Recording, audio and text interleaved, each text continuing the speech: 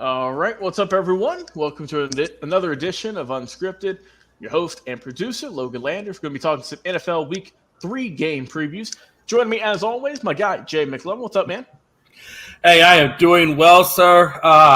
It's going to be a fun weekend, as you know, Logan, with college and pro footballs and baseball. I mean, there's so much going on. Honestly, this weekend is going to be a lot of fun. It's going to be chaotic, but we're all here for it. And also below Jay is our guy, it's of course stat guy Dustin Reese. How you doing today, Dustin? Doing very well today, actually. We got to watch the Tennessee Smokies clinch the Southern Division Series, and they have advanced to the Southern League Championship Series against Pensacola. All right. I've been to see the Smokies a handful of times. It's been probably about 10 plus years, but yeah, I've always liked going up there. It's a nice place, and congrats to them. Also, Dustin, people know what you're working on, that you've been putting out some work on our Facebook channel here, putting some articles up. I know you've still got a few you want to talk about. The other day we put up one about the XFL, the USFL, and I know you're doing some basketball conferences as well. Is that correct? Yeah, we had the Atlantic Division, which is already up there. I just finished the Central Division preview, and then I'll be working on the rest of the basketball conferences next week, and then switching over into some hockey.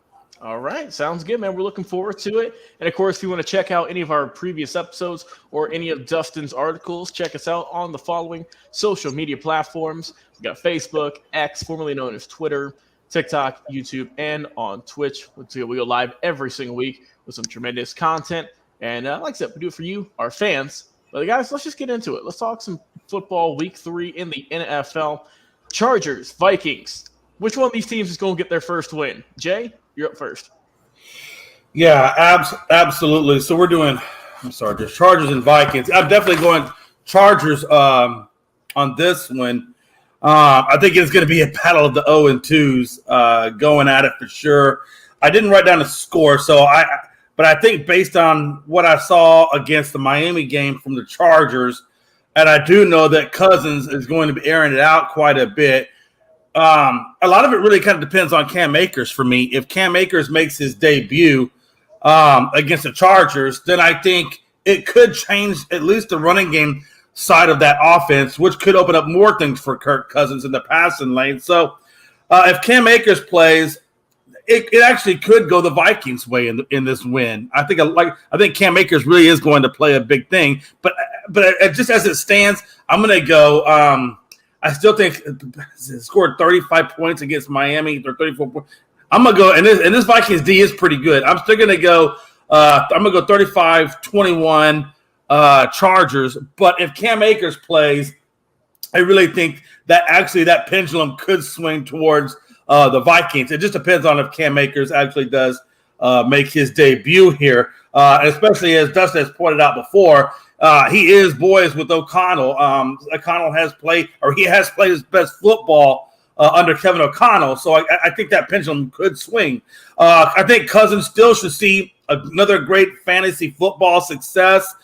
Tua has success with Tyreek, and I think he's going to have a lot of success with Justin Jefferson and company. I think Hockenson even could get some in there at the tight end spot because he definitely likes to use him around the goal line. This game, like I said, I believe it's going to be a shootout. I really honestly do. I think Eckler, who is questionable, could see some time. Josh Kelly could see some time in there a lot, depending on that. So I think both teams have a lot of tough defenses. or both teams have tough defenses. Bosa is questionable for San Diego. Keep an eye on that. That is huge for them. I think Minnesota's defense gave up 349 yards to 461 of the Chargers. So I think that Minnesota's got the little slight edge there on defense, especially if Bosa is questionable or if he doesn't play. But yeah, I think in order for the Chargers to win this game, I think Eckler and Kelly got to put up good numbers on the rush. And again, if if Akers plays, then and if he plays well, which I think he would, I think that could swing it towards the Vikings. But as it stands right now, like I said, 35-21 Chargers.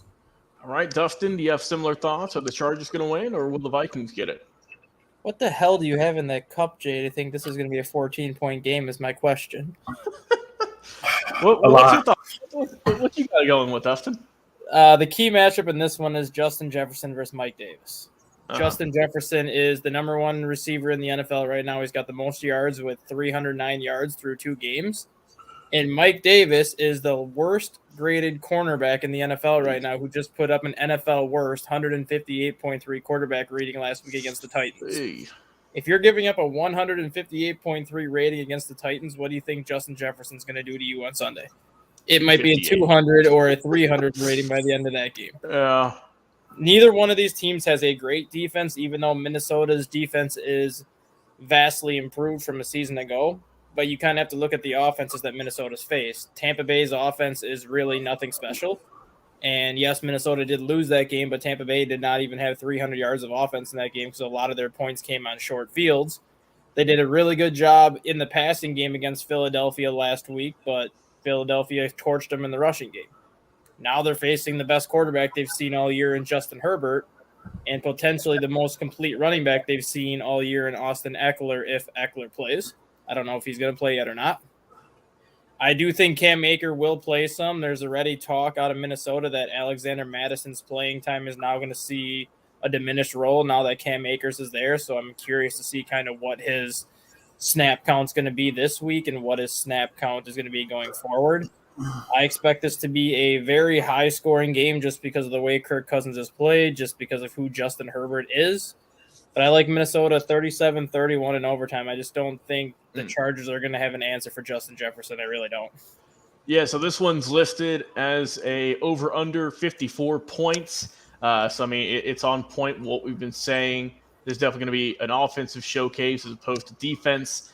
It's going to be a tough matchup, though. I think this is two teams who obviously you don't want to go 0-3. 0-3 is just not a good look. And this is going to be a really big test for both these teams and determine just kind of where they're going to go for the rest of the season, I think. But like we said, I think the big factor is how much will Cam Akers play with his new squad. Obviously, he's not had a whole lot of time to learn the playbook. We mentioned that he does have a previous relationship, but he's only been with the team for less than a week. So we might not see him a whole lot. If we do see him at all, it remains to be seen. As for the Chargers, of course, Justin Herbert's going to be doing his thing. Kirk Cousins looked tremendous as well. So it's going to be battle of quarterbacks and which defense will look the quote-unquote best. So I'm going to go with the Chargers getting the win in this one. I'm going to go with Chargers 35 and give me the Minnesota Vikings. I'll go 28, 35-28 final score in that one. 1 touchdown ball game. And it's going to be a good game. I think it's going to be a really good matchup if you like offense. Hey, right. Dustin, where are you at? Why didn't you say, Dustin, what the hell? Why did you say 35-28? That's a 7-point game, not 14. Mine was a 1 touchdown score. That's why. That's why. Maybe something is in that cup. I don't know. But let's go on to a classic rivalry here. Steelers-Raiders. Who's getting the win on this one September 24th? Dustin, you can start this one off. Well, if you like old school black and blue and physical football, this could be kind of one of those games for you. Neither offense to me is impressed this year. Jimmy Garoppolo seems like he's on a very short leash right now for the Raiders. I don't know how short of a leash it is just because I don't know what they really have behind him at this point, but it doesn't seem like the Raiders are too confident in his performance right now. Kenny Pickett is still under the microscope just because he's in his second year as a starter. You really don't know what you're going to get out of him from week to week. And ultimately, this is going to come down to, I think, which defense can perform better. And if that's the case, you got to go with TJ Watt in that Pittsburgh defense, especially after watching what they did to Cleveland last week. I like Pittsburgh in this one. I'm going to go 24-13 Pittsburgh. Okay. All right. Okay. Jay, are you going to echo that or switch things up? No, I'm definitely going to switch things up. Again, a minute ago we had battle of the O's and twos. Now we got a battle of the 1 and 1s. Steelers looked really good, honestly, against Cleveland's defense. And, Cleveland with Myles Garrett, and company over there. Myles Garrett and David Smith. I mean, that's a pretty damn good defense they had. And George Pickens really lit them up hard, especially with that 175-yarder that he pulled off to the house. So this is going to be a battle of the Raiders are going to have to contain Pickens. And if they can do that, then that's going to be a huge thing. Josh Jacobs has to do more than what he's been doing. Look, this guy held out forever trying to get the Quan.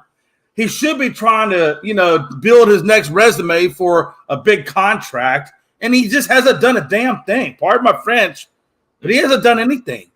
Honestly, he's been absent for what seems to be a hot minute. So he really has to do a lot. And same thing with Najee Harris. Najee Harris is a terrible run blocker. I don't know if you watched that Steelers game, but it's like the guy was coming and he almost did like a side shit, like he didn't want no part of it. So Najee Harris, hey, step up, play in the NFL, man. I think what's their other running back? Is it Warren? I think something like that. If I'm not mistaken. But Najee Harris is just non-existent. So him and Josh Jacobs are just doing diddly squat for either one of their teams. So I think this is going to come down to not necessarily on the run game, but it's going to come down to defense and who can do the most through the air. And I do think the Raiders and Devontae Davis. And again, you got the with Pickett, right? Or Adams. I thought I said Davis. I meant Devontae Adams. I apologize. That's going to be the stars of this game. Garoppolo, Pickens, can they avoid the sacks? And let's be honest, Garoppolo is going to have a lot because, T.J. Watt seems to come off that right defensive inside, and he really does do a lot of penetration getting to that quarterback. So Garoppolo will have to keep eyes in the back of his head to make sure he don't take sacks. But, again, I think the stars here are Adams, Pickens, and both defenses. Again, T.J. Watt, he's got to harass Garoppolo, and he's got to harass him obviously quick and often. The defensive star, everybody knows for the Raiders, is Max Crosby. Max Crosby is going to have to get to Pickens and have him forced around and don't let him get comfortable. The Raiders defense has given up, I believe, 364 yards to the Steelers, 420. So I do still think the Raiders have a little bit better defense on terms of yards given up. So for that, I'm going with the Raiders, and I'm going to say 21-17. All right. Yeah, I mean, this is a battle of two offenses who we've mentioned have just not found their footing in terms of both offense, in terms of the quarterback play and the running game. Steelers offense, they're ranked 31st overall. The Raiders offense, 30th overall. Rushing, 30th and 31st. Passing game, Steelers a little bit better, 18. Raiders at 21. But the Raiders defense you mentioned, though, Jay, is better. They're overall 23rd in the league as opposed to the Steelers' 30th. So I think that, like I said, Vegas looked decent week 1. Week 2, I knew they were going to get smoked against the Bills. It is what it is. But like I said, I'm curious to see how Josh Jacobs is going to do. Can Kenny Pickett step up? Can Jimmy Garoppolo get it rolling? But like I said, I think I'm going to go with the Vegas Raiders in this one. Give me Vegas 21 and give me the Steelers 14 in this ball game. All right, guys, coming up next, third matchup on the schedule. Bills taking on the Commanders in Week 3 action. Jay McLovin, you're up. Yeah, Buffalo was not impressive at all in Week 1, I believe it was, where they played the Jets. Yeah. So that already was kind of a hit to what I think about these guys. For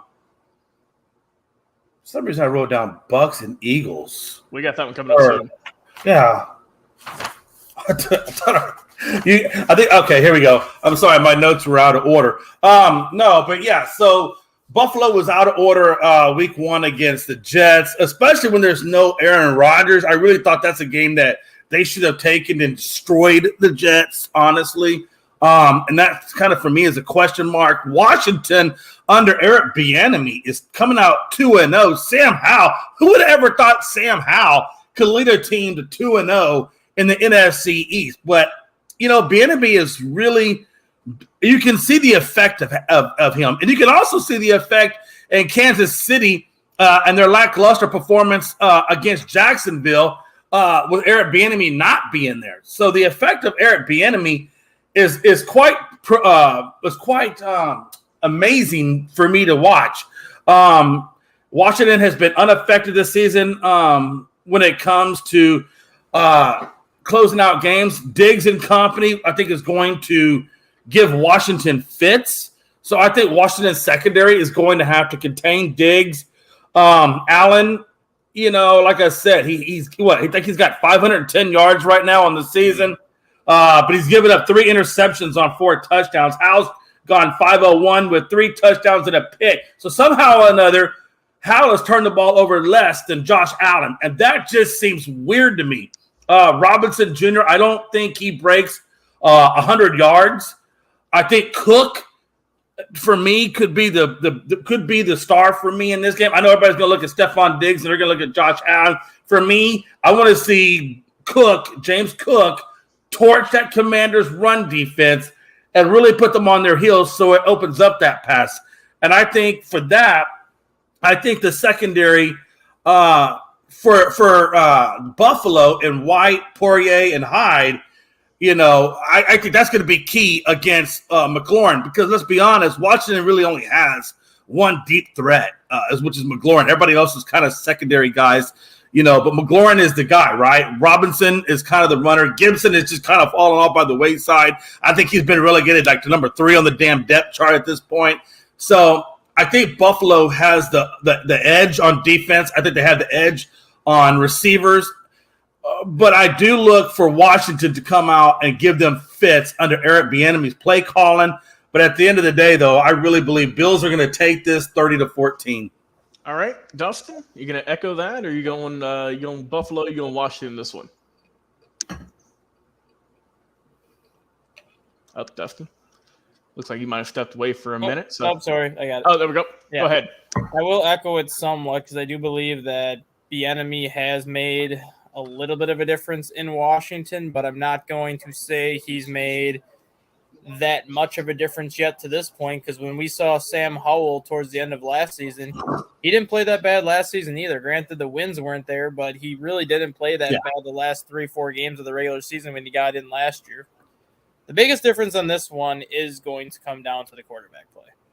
And Josh Allen he is turnover prone. He led the NFL in turnovers last year. That's something he would like to get better at, but it's also an issue that he's had since he stepped into the league, and that's just who he's going to be. He's going to make insanely incredible plays that not many quarterbacks can make, but then he's also going to have those stupid decisions that kind of leave you scratching your head like, what are you doing? Why make a decision like that? Why make a throw like that? Versus Sam Howell is still a young quarterback trying to figure out who he really is in the NFL at this point. He's still learning a new system after having that system last year, and the Cardinals and the Broncos really have not shown much this year, so you can't really gauge how good Washington is yet just because they really haven't faced like that big test yet that they're going to face this week.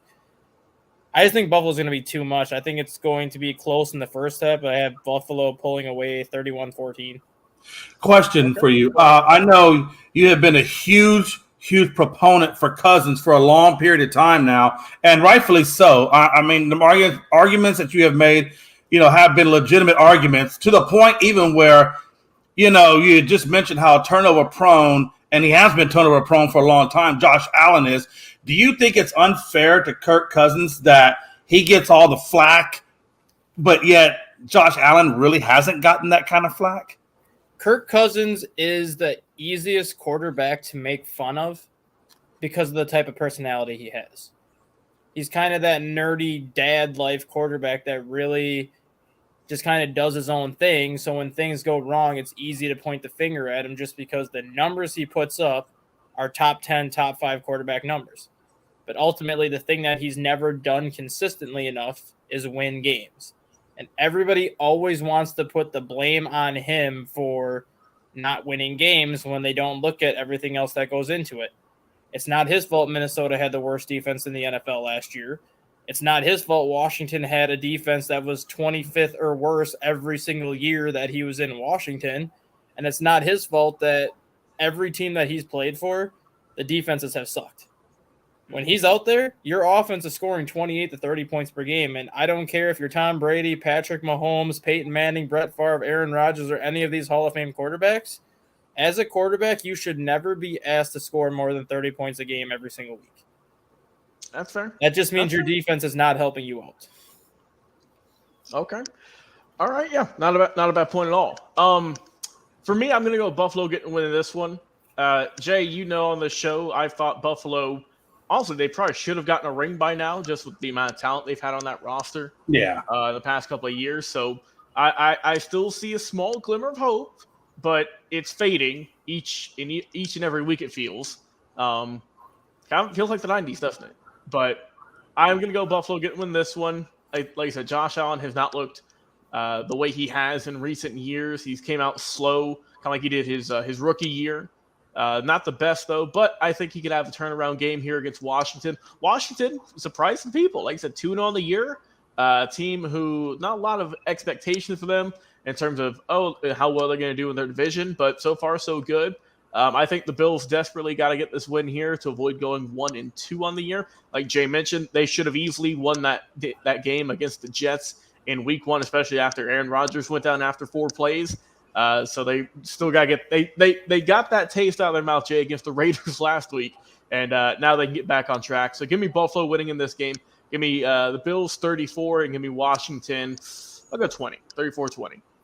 I just wanted to say that I felt pretty good about my score here that I put out 30-14 because Dustin only put it one more point than I did. He had 31-14. I feel like I'm getting better. I'm getting better at this, Logan. I'm doing something, man. On the 49ers game, I got the score almost right.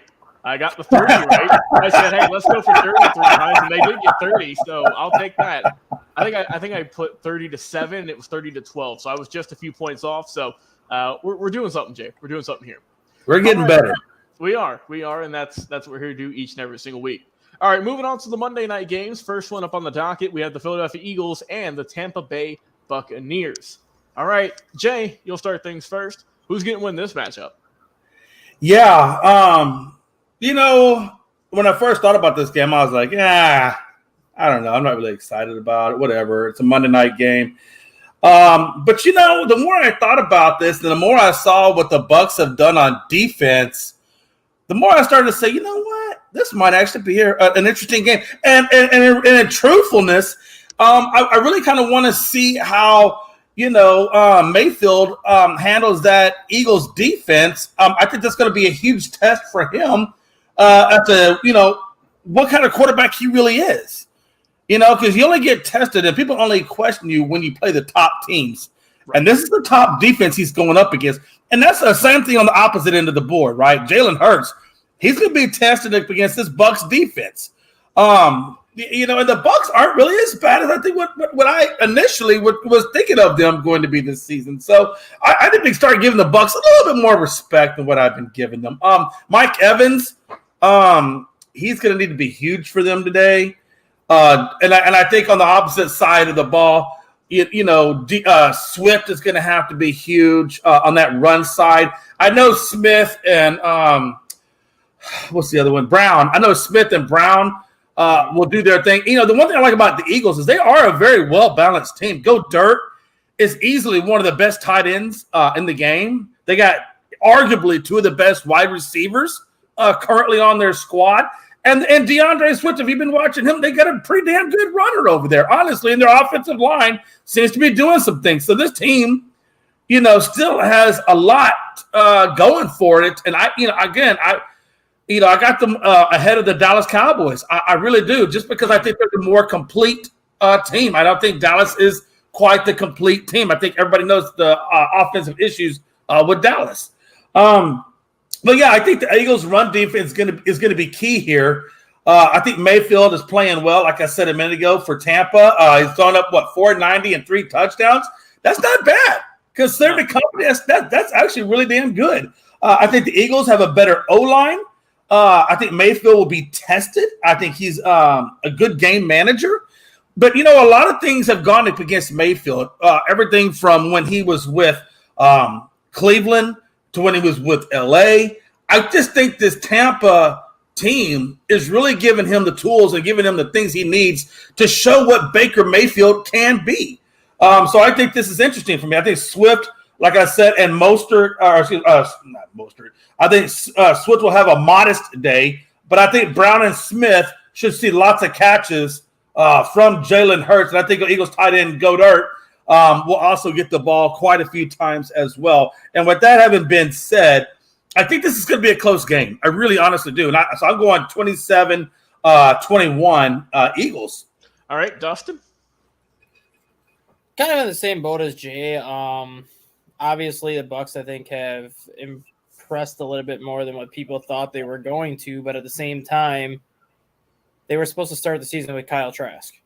But now they added Baker Mayfield, who's a little bit more proven than what Kyle Trask is, given what he's done at Cleveland. So obviously he's no Tom Brady, but he's still a better option, I think, than where Kyle Trask was at this point. And then you have the Eagles, who, yes, the Eagles are 2-0, but they have not looked good in the process. They got out to a 16-0 lead against New England, let the Patriots back in the game and only won that game by 5.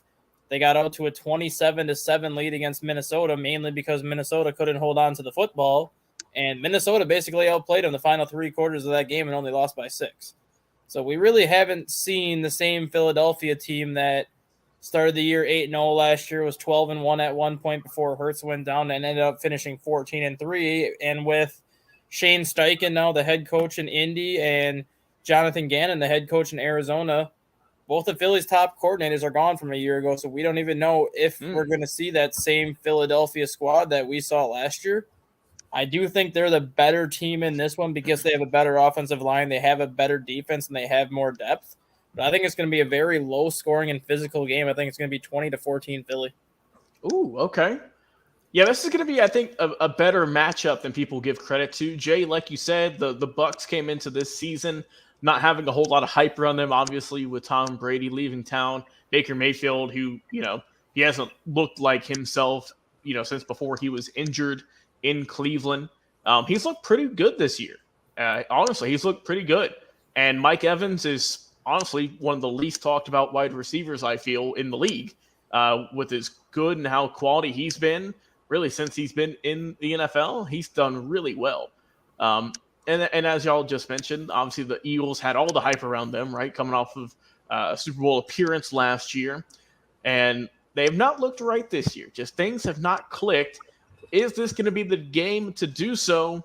I'll say yes. I'll say that they're going to look a little bit better this week. Like I said, let's not get it twisted. They're a very good team still. They have a lot of good players. I think they are going to get things turned around. I think it starts here. So give me the Philadelphia Eagles winning this ball game. Let's go Philly 28.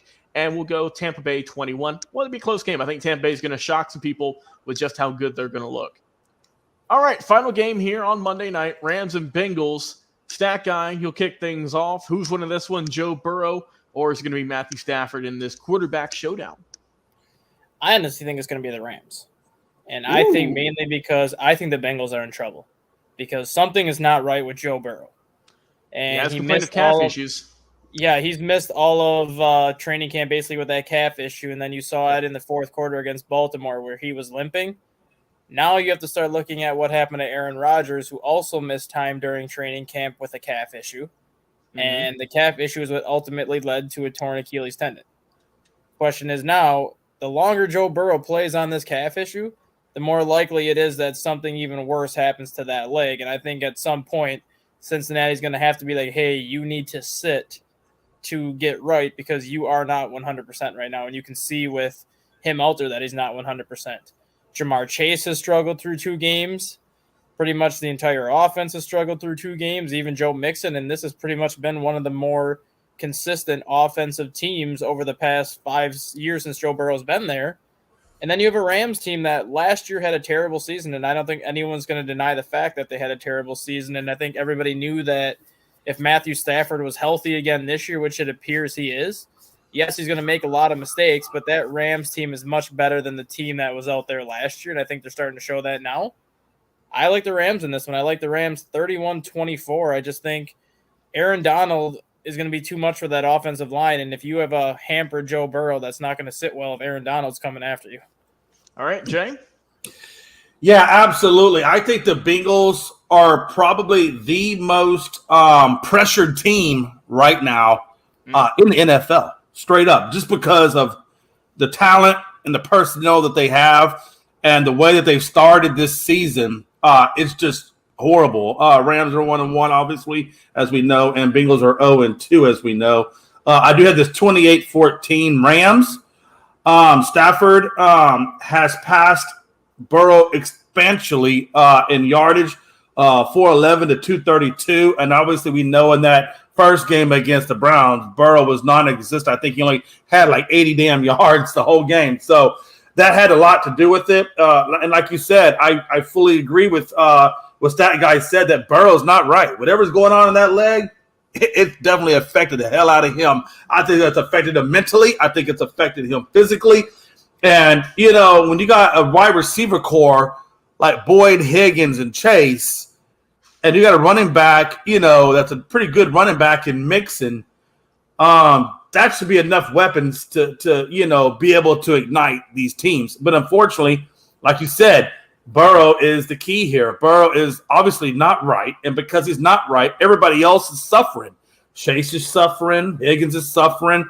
The whole damn team is suffering because of it. And like you said, I think at some point they need to do some more MRIs. They need to look at whatever's going on in that leg, and they need to say, is it right to have him out there? Like that guy said, maybe you do have to sit him to get your team going and get him better. But the Rams have outshined the Bengals and are going to outshine the Bengals. I think the Rams defense will outplay the Bengals for the obvious reasons. And if you look at the Rams defense, they have outplayed the Bengals, 281 yards allowed to 387 yards. Nacua and Atwell are going to play out of their minds.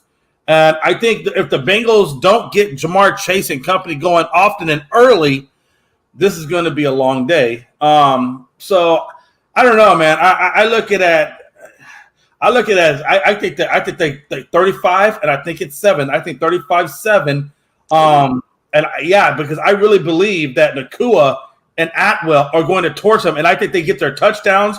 And I think Burrow is just not right, and I don't think he's gonna. And I think like that guy said, when you got Darnold, let's be honest, Aaron Darnold hasn't exactly impressed this season like he has in years past. So I think Aaron Darnold himself needs to put himself on notice, and this is the game that he should have a comeback on. All right. Well said. Well said. My final prediction, final thoughts for this one.